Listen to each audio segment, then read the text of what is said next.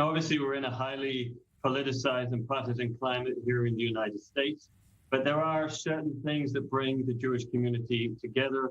And throughout the course of the Trump administration, there have been few. Of course, the moving the embassy to Jerusalem was a big one.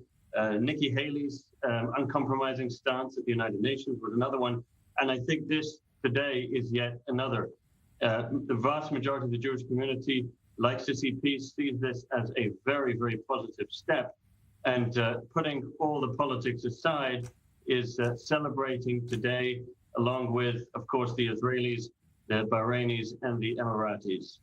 Now, like you said, these deals have really received bipartisan support. Almost everybody seems to be on board. But for those angry with Israeli policy towards the Palestinians, especially among the progressive left Jewish community, is this really viewed as a step forward? Well, look, I said this earlier today, that this deal does not harm the Palestinians at all. In fact, it should only help them. What it does is it harms the Palestinian strategy of intransigence and rejectionism.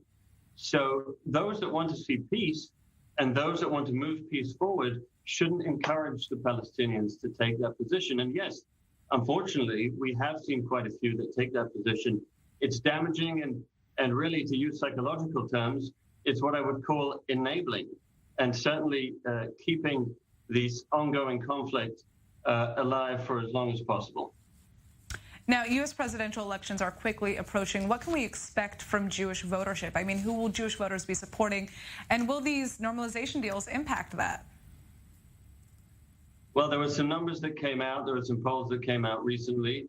The truth is that it seems largely unmoved. I mean, there's a slight move towards President Trump, very, very slight.